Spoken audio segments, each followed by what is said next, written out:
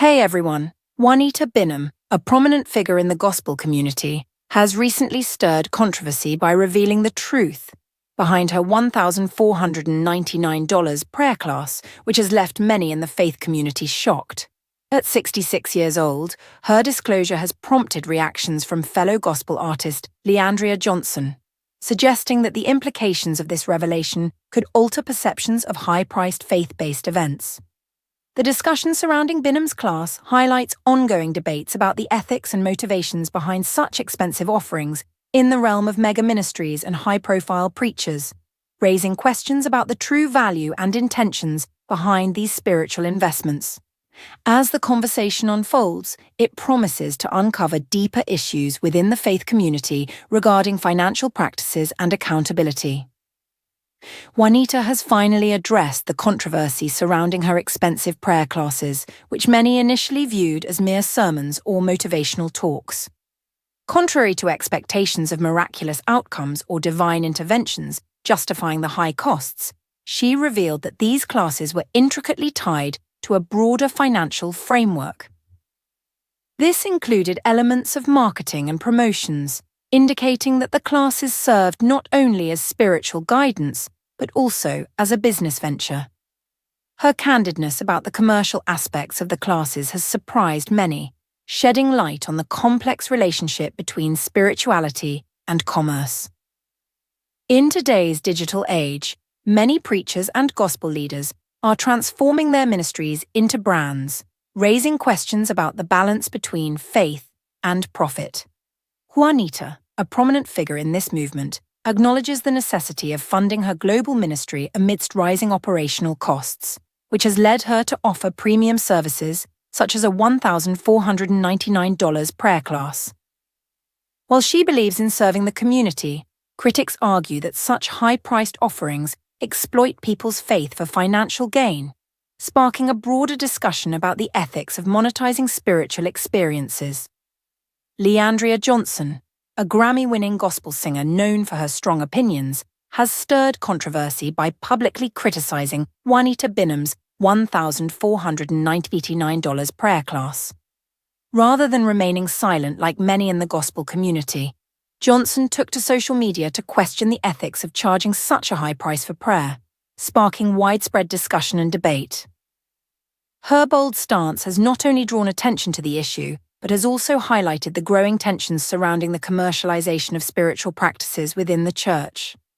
Leandria has openly criticized the expectation that faith should come with a significant financial burden, reflecting on her own experiences within the system.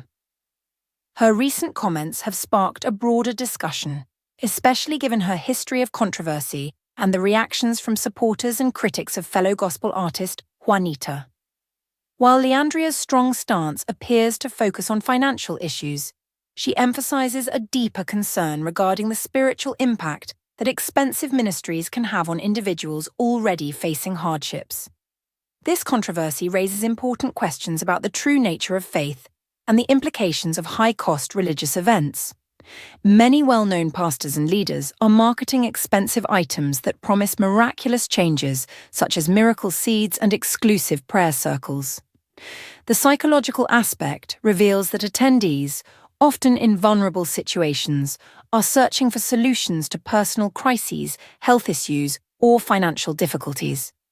When influential figures assure them that specific events or prayers will lead to breakthroughs, it becomes difficult for these individuals to resist the allure of investing in their spiritual futures.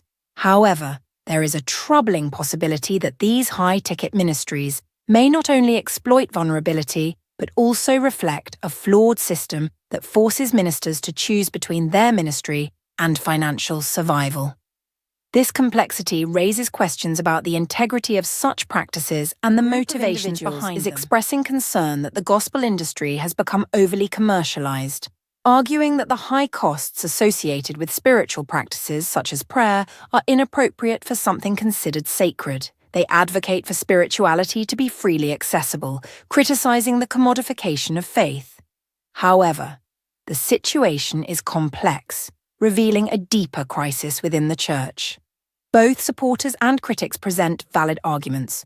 While Wanita Binham's ministry may offer unique value, questions arise about whether this value justifies the cost and whether individuals are being manipulated or genuinely believe in what they are paying for. Additionally, many people find themselves uncertain about whom to trust, reflecting broader public reactions that extend beyond this specific issue. Public disagreements among prominent gospel figures have raised concerns about the integrity of spiritual leadership and the financial practices within modern ministries.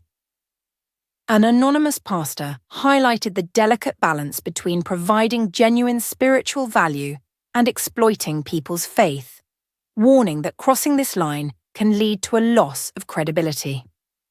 This controversy reflects broader issues within the church community regarding the evolving financial models of ministries, prompting questions about the appropriateness of charging for spiritual services. As the distinction between ministry and business becomes increasingly unclear, many are left wondering about the implications of these practices and whether they will face significant pushback in the future. Leandria Johnson's bold comments have reignited discussions about the financial practices within the gospel community, particularly the high fees associated with prayer sessions. This trend raises concerns among various pastors and ministers who fear that such pricing models could undermine the trust between ministries and their congregations. They argue that when faith is treated as a transactional experience, it diminishes its true essence, potentially transforming the Word of God into a mere business venture. This shift could lead to a loss of trust, which may have serious long-term repercussions for ministries.